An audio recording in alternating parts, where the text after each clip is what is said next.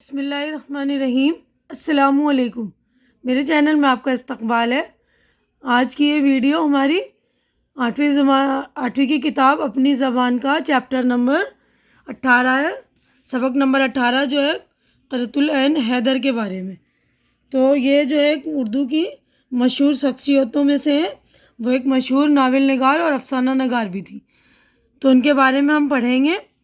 تو یہ والی ویڈیو میں ریڈنگ کر دوں گی، پوری ریڈنگ کر کے ایکسپلین کر دوں گی، اس کے بعد ہم سارے ایکسرسائز اور مشق وغیرہ کریں گے، ٹھیک ہے نا۔ تو یہاں پر دیکھیے قرۃ العین حیدر کی ولادت یعنی پیدائش 20 جنوری 1928 کو علی گڑھ میں ہوئی۔ ان کے والد سید سجاد حیدر یلدرم اور والدہ نظر سجاد حیدر دونوں معروف لکھنے والے تھے، یعنی کہ دونوں بھی رائٹر ہی تھے، ان کے ممی اور پاپا ہے نا۔ قرۃ العین حیدر کو ادب کا ذوق ورثے میں ملا تھا۔ یلدرم اور نظر سجاد حیدر کے بزرگ 1857 میں مغلیہ سلطنت کے خاتمے کے بعد سر سید کی تحریک میں شامل ہوئے۔ انگریزی تعلیم حاصل کرنے والے ہندوستانی مسلمانوں میں وہ پیش تھے۔ سن 1920 میں جب سر سید کا کالج علی گڑھ مسلم یونیورسٹی بنا تو یلدرم اس کے پہلے رجسٹرار مقرر ہوئے۔ انہوں نے ترکی زبان سے کئی ترجمے اردو میں کیے، کچھ کہانیاں بھی لکھیں۔ نظر سجاد حیدر شادی سے پہلے بنت نزل باقر کے نام سے بچوں کے رسالوں، پھول اور تعلیم نسواں میں کہانیاں لکھتی تھیں۔ ان کا پہلا ناول اختر النساء بیگم صرف 14 سال کی عمر میں لکھا گیا اور لاہور سے چھپا تھا۔ قرۃ العین حیدر کی ابتدائی زندگی کے چند سال جزیرہ پورٹ بلیئر میں گزرے۔ ان دنوں یلدرم وہیں تعینات تھے۔ ابتدائی تعلیم دہرادون میں ہوئی۔ لکھنؤ کے مشہور ایزابیلا تھورن کالج سے بی اے کی ڈگری حاصل کی اور لکھنؤ یونیورسٹی سے سن 1947 میں انگریزی ادب میں ایم اے کیا۔ صرف 11 سال کی عمر میں قرۃ العین حیدر نے بچوں کے لیے پہلی کہانی لکھی، جو بی چوہیا کے عنوان سے 1937 میں رسالہ پھول لاہور میں شائع ہوئی، یعنی چھپی۔ 5 سال بعد دوسری کہانی یہ باتیں لاہور ہی کے مشہور رسالہ ہمایوں میں چھپی۔ سن 1947 میں ملک تقسیم ہوا۔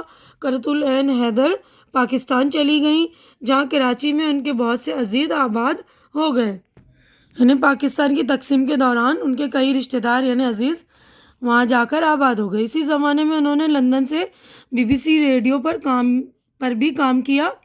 کچھ دستاویزی فلمیں بھی بنائی۔ دستاویزی فلمیں یعنی وہ فلمیں ہوتی جن میں سچی کہانیوں کے کچھ بنیاد ہوتی ہے۔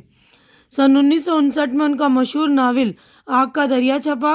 اس کی مخالفت ہوئی تو دل برداشتہ ہو کر ہندوستان واپس چلی آئیں۔ دل برداشتہ یعنی دل ٹوٹ گیا ان کا، وہ آگ کا دریا چھپنے سے جو کچھ لوگ جو ان کے خلاف ہو گئے۔ اسی زمانے میں ہندوستان میں وہ انگریزی رسالوں امپرنٹ اور السٹریٹڈ ویکلی آف انڈیا کی ادارت سے وابستہ رہیں۔ قرۃ العین حیدر اردو کی ممتاز ترین ناول نگار ہیں۔ ان کا پہلا ناول میرے بھی صنم خانے سن 1949 میں چھپا تھا۔ اس کے علاوہ سفینہ غم دل، آگ کا دریا، آخر شب کے ہم سفر، گردش رنگ چمن اور چاندنی بیگم ان کے معروف یعنی مشہور ناول ہیں۔ 3 جلدوں پر مشتمل سوانح ناول کار جہاں دراز ہے بھی ان کی یادگار ہے۔ ان کے افسانوں کا پہلا مجموعہ ستاروں سے آگے سن 1947 میں شائع ہوا تھا۔ اس کے بعد 3 مجموعے شیشے کے گھر، پتجھڑ کی آواز اور روشنی کی رفتار چھپے، اور بچوں کے لیے کہانیاں لومڑی کے بچے، بہادر، میاں ڈھینچو کے بچے، شیر خان اور ہرن کے بچے وغیرہ بھی لکھی تھیں۔ ان سے متعلق خطوں کا مجموعہ دامان باغ ماں کے نام سے اور ان کے اہل خاندان، دوستوں اور ہم عصروں کی تصویروں کا البم کف گل فروش بھی شائع ہو چکا ہے۔ قرۃ العین حیدر کی تنقیدی مضامین کا مجموعہ داستان عہد گل ہے۔ انگریزی اور ہندی میں ان کی کتاب کے متعدد ترجمے شائع ہوئے ہیں۔ سن सन 1967 में अदबी खिदमात के लिए करतुल ऐन हैदर को साहित्य अकादमी अवार्ड दिया गया। 2 साल तक उन्होंने अलीगढ़ मुस्लिम यूनिवर्सिटी के शोबे उर्दू में विजिटिंग प्रोफेसर की हैसियत से काम किया। इसके बाद जामिया मिल्लिया इस्लामिया में भी उर्दू की विजिटिंग प्रोफेसर के फ़राइज़ अंजाम दिए। हुकूमत हिंद ने इन्हें पद्मश्री और पद्म भूषण के एजाज़ से सरफराज किया।